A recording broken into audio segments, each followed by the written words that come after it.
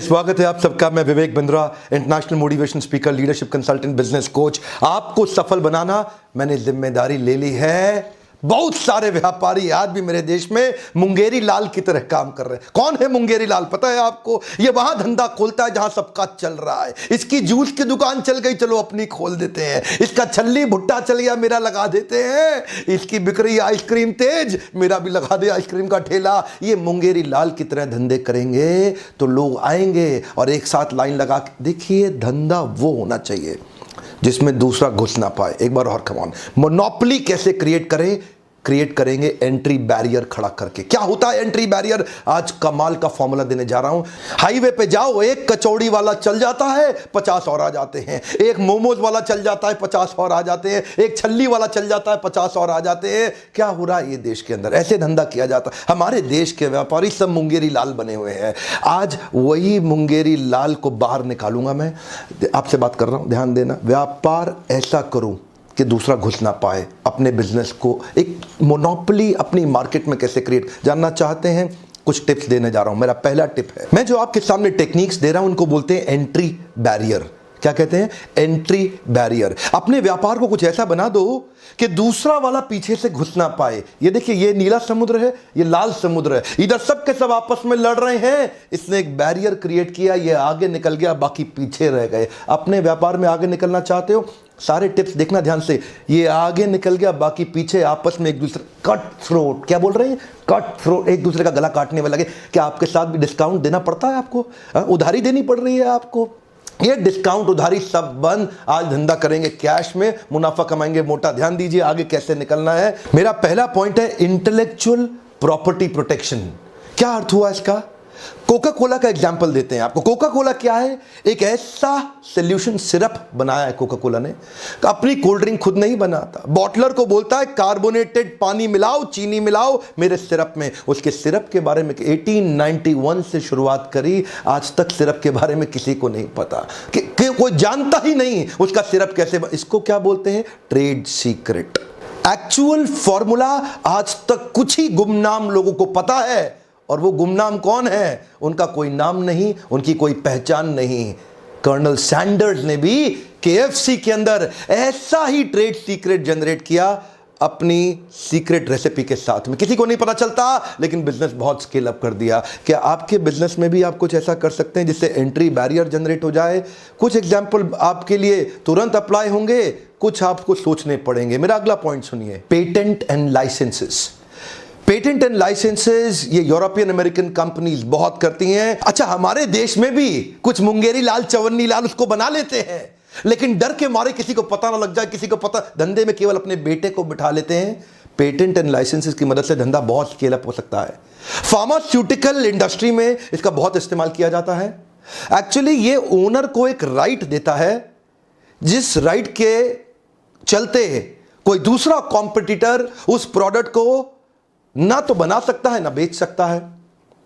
Pharmaceutical industry के अंदर दो प्रकार की मेडिसिन बनती हैं, एक है जेनेरिक और दूसरी है मॉलिक्यूल। जेनेरिक मतलब जनरल, जो सबके पास है। मॉलिक्यूल मतलब आपने अपने R&D के अंदर वो स्पेसिफिक आइटम बना ली जिसका आपने पेटेंट ले लिया। अब 10 रुपए की आइटम आप 1000 रुपए की बेच रहे हैं, लेकिन कोई कंपटीशन घुस नहीं सकता। एंट्री बैरियर क्रिएट कर दिया। एंट्री बैरियर भी क्रिएट किए जा सकते हैं अगर आप छोटे छोटे R&D सेंटर बिल्ड कर ले अपनी कंपनी के अंदर, अपनी ऑर्गेनाइजेशन के अंदर। आपको लगता है मुश्किल? अभी सुनते रहिएगा।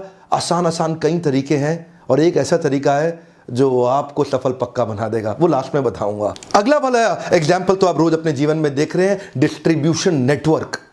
ये डिस्ट्रीब्यूशन नेटवर्क भी एंट्री बैरियर क्रिएट कर देता। जानना चाहते हैं कैसे? नोकिया का डिस्ट्रीब्यूशन नेटवर्क बड़ा था, लेकिन अंदर से खोखला, कमजोर था। नोकिया अपने डिस्ट्रीब्यूटर रिटेलर को 15-15, 20-20, 25-25 रुपए दिया करता था मार्जिन में।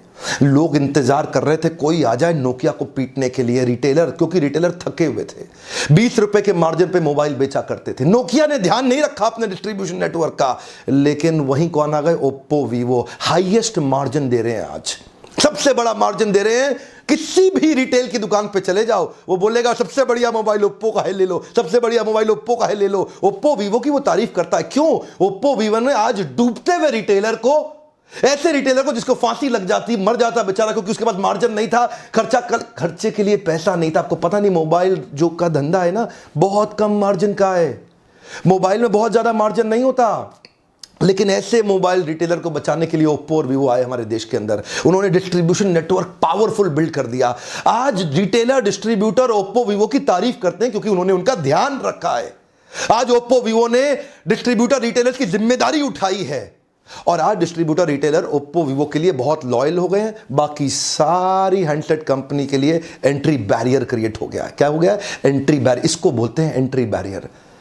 आपके पार्टनर्स के साथ मिलकर आप ऐसा संबंध बना लो, उनके साथ ऐसा मजबूत संबंध बना लो कि दूसरा कोई अंदर घुस ही ना सके। क्या आपने अपना डिस्ट्रीब्यूशन नेटवर्क तैयार किया? कर सकते हैं आप। लीडरशिप फनल में आते हैं ना आप में से कई लोग, उनको हम हेल्प करते हैं बिल्ड करने के लिए।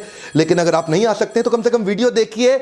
बहुत तरीके हैं एंट्री बैरियर बिल्ड करने के। मैं कुछ और बताने जा रहा हूं। जब सैमसंग और नोकिया एक के बाद एक रिटेलर को घाव पे घाव दिए जा रहे थे और उस पर नमक छिड़क के मुस्कुरा रहे थे, हमारा मोबाइल अपने आप बिकता है, रिटेलर क्या बेचेगा, तभी उनके घाव पे, उनके जख्म पे मरहम लगाने के लिए करण अर्जुन की तरह आए ओप्पो वीवो, जिन्होंने आकर डिस्ट्रीब्यूशन नेटवर्क बनाया। वो मां बोलती थी ना, मेरे करण अर्जुन आएंगे, मेरे करण अर्जुन आएंगे, मेरे करण अर्जुन आएंगे। आ गए ओप्पो और वीवो। ऐसा डिस्ट्रीब्यूशन नेटवर्क को एम्पावर किया। एक एक रिटेलर बोला, देखो देखो हमें बचाने वाले करण अर्जुन आ गए हैं। ओप्पो वीवो की इंटेलिजेंस देखिए, डिस्ट्रीब्यूशन नेटवर्क को इतना एम्पावर किया, आज रिटेलर उनका साथ दे। क्यों नहीं देगा? क्योंकि उन्होंने रिटेलर को बचाया है। डूबते हुए रिटेलर को ईमानदारी से इज्जत दी है, उसको सपोर्ट दिया है, इसीलिए आज एंट्री बैरियर आ गया।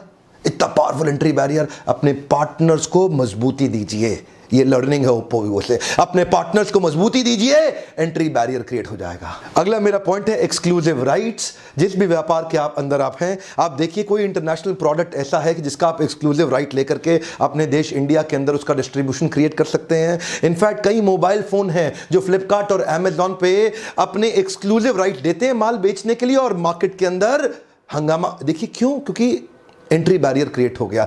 जैसे एमआई के फोन, मोटोरोला, लेनोवो, ये एक एक महीने के लिए अपने प्रोडक्ट को एक्सक्लूसिव केवल फ्लिपकार्ट को देते हैं या अमेजॉन को देते हैं। फ्लिपकार्ट ने तो काम ही ये कर रखा है। 70% जब भी एक्सक्लूसिव धंधे का काम आएगा तो फ्लिपकार्ट ले लेता है। ये उसका तरीका है बिजनेस करने का। एंट्री बैरियर क्रिएट कर दिए। देश के सारे रिटेलर तंग होते रहते हैं फ्लिपकार्ट के कारण। जितने मोबाइल रिटेलर परेशान हैं फ्लिपकार्ट और अमेजॉन से। अमेजॉन थोड़ा पीछे है, वो 30% लेता है। फ्लिपकार्ट सबसे ज्यादा एक्सक्लूसिव सेल्स की डील्स उठा लेता है मार्केट के अंदर। ये भी एंट्री बैरियर क्रिएट करने का तरीका है। कोई भी आपकी इंडस्ट्री के अंदर ऐसा प्रोडक्ट जो अभी भारत देश में नहीं बिक रहा, उसका जो भी ओरिजिनेटिंग कंट्री है उस कंपनी को वहां कांटेक्ट करके उसके एक्सक्लूसिव इंडिया सेलिंग राइट्स, अगर आप में दम है तो आप ले सकते हैं।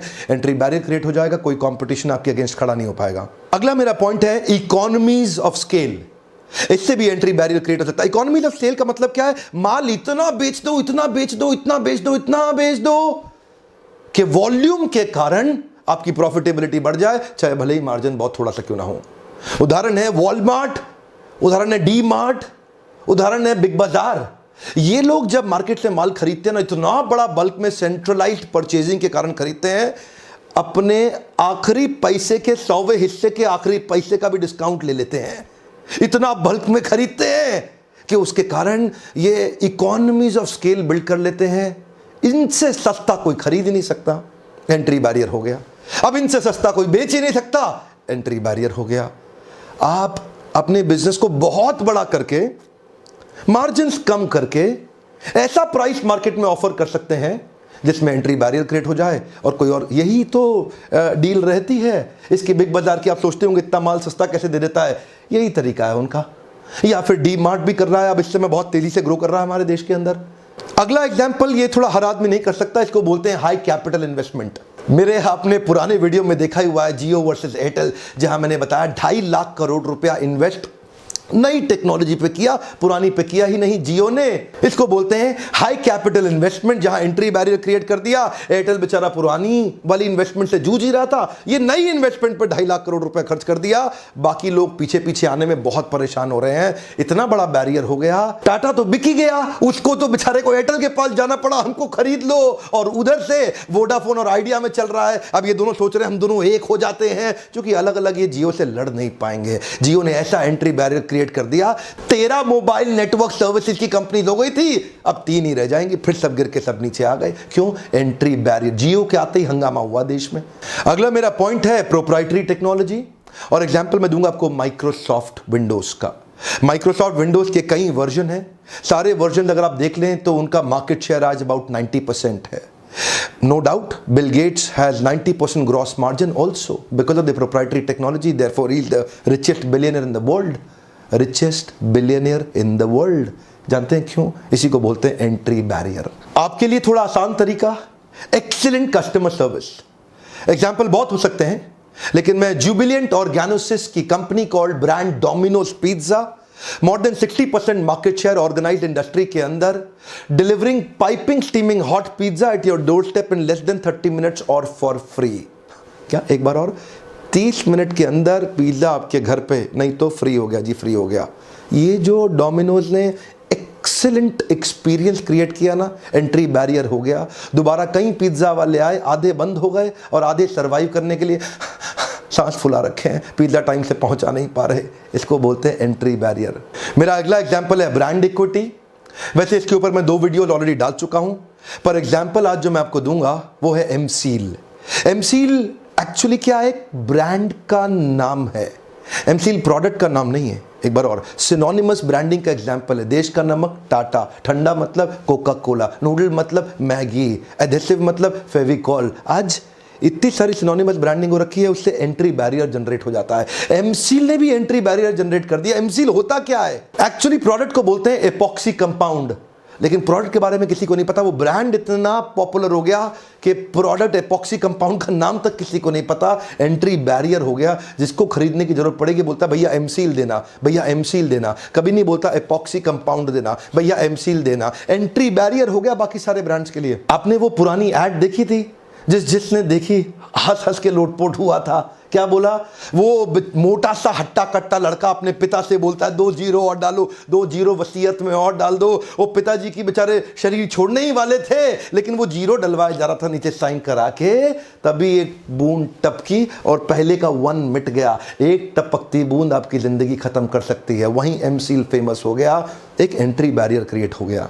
अगला मेरा पॉइंट है लॉयल्टी बियॉन्ड लॉजिक। और आपको पता है ना, मैं हर पॉइंट के पीछे केस स्टडी देता हूं।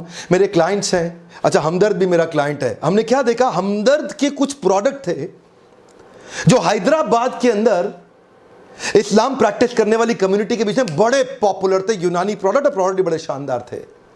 बीच में हुआ ऐसा कि हमदर्द की कंपनी के अंदर स्ट्राइक हो गई, शायद लेबर यूनियन से हुआ होगा, और वो प्रोडक्ट बनना नहीं। इतने में पीछे बैद्यनाथ ने तैयारी मारी, बैद्यनाथ लेके अपने प्रोडक्ट पहुंच गया। लो भाई हमदर्द तो है नहीं, मेरा ले लो, मेरा ले लो। लोगों ने लेना तो शुरू कर दिया, लेकिन जैसे ही हमदर्द वापस आई, लोगों ने बैद्यनाथ को फिर से भगा दिया और फिर से हमदर्द का प्रोडक्ट लेना शुरू कर दिया। इसको क्या बोलते हैं? Loyalty beyond logic. कुछ मार्केट के अंदर, कुछ रीजन के अंदर आप लॉयल्टी बियॉन्ड लॉजिक जनरेट कर सकते हैं। जैसे इस्लाम प्रैक्टिस करने वाले लोग हमदर्द में बहुत फेथ रखते हैं, वो लॉयल्टी बियॉन्ड लॉजिक है। बेचारा आया तो था बैद्यनाथ, लेकिन कुछ कर नहीं पाया। ध्यान दीजिएगा, रीजनल लॉयल्टी बियॉन्ड लॉजिक भी हो सकती है, जो मैंने पिछले वीडियो में बताया। राहुल गांधी की अमेठी के अंदर लॉयल्टी बियॉन्ड लॉजिक है। कोई भी आ जाओ, राहुल गांधी को अमेठी में हरा नहीं सकते। ऐसे कई उदाहरण हो सकते हैं, रीजनल हो, नेशनल हो। आपकी मार्केट के अंदर भी आप ऐसी सर्विस क्रिएट कर दो, लोग आपको लेके लॉयल हो जाएं। कोई भी आ जाए, आप ही से माल लेंगे, किसी और का लेंगे नहीं। ये एक एग्जाम्पल था केस स्टडी का। क्या आपके मन में कुछ सवाल आ रहे हैं कि ये आपके बिजनेस में कैसे इंप्लीमेंट होगा? अगर आप अपने बिजनेस में इंप्लीमेंट करना चाहते हैं तो इस पे मैं कुछ फ्रेमवर्क्स बना के देता हूं आपको लीडरशिप फनल प्रोग्राम में, जहां कस्टमाइज तरीके से आप उससे प्रश्न कर सकते हैं कि आपके बिजनेस के अंदर एंट्री बैरियर। देखो, अगर धंधा ऐसा करोगे जो हर आदमी कर रहा है तो डिस्काउंट भी देना पड़ेगा और उधारी भी देना पड़ेगा। कभी धंधे में पनप नहीं पाओगे। असली व्यापारी वो है जो कंपटीशन को तहस नहस तक कर देता है। मैंने बिल गेट्स और मुकेश अंबानी को देखा, इनकी आदत है, पारिवारिक आदत है, पूरे कंपटीशन को तहस नहस कर देने की। आप अपने बिजनेस के अंदर ब्लू ओशन इनोवेशन या डिफरेंशिएशन क्रिएट करना चाहते हैं और आप चाहते हैं एंट्री बैरियर लग जाए ताकि आपके बिजनेस में हर कोई ना घुस जाए और आप अपने बिजनेस को नए लेवल तक लेके जा सकें। लीडरशिप फनल के बारे में हमारे टीम को फोन करके पूछिए इस नंबर पे कि इसकी अगली तारीख कब की है और कहां की है। सीट्स लिमिटेड हैं। जनवरी ऑनवर्ड्स बैच एक्सपेंसिव होने जा रहे हैं क्योंकि कुछ नई चीजें हमने ऐड करी हैं। अभी अगर बचे हुए नवंबर या दिसंबर के बैच में आप आते हैं तो आपको स्पेशल फायदा होगा। देखिए, एक बात तो आप जानते हैं, कुछ भी वीडियो क्यों ना हो, मैं कुछ ना कुछ केस स्टडी के माध्यम से ही उस वीडियो को समझाता हूं, टॉपिक को समझाता हूं। आज भी हर पॉइंट में आपने ध्यान दिया होगा, कोई ना कोई कंपनी का, कॉर्पोरेट का एग्जांपल और केस स्टडी देके उस पॉइंट को एक्सप्लेन किया। यही मेरी स्पेशलिटी है।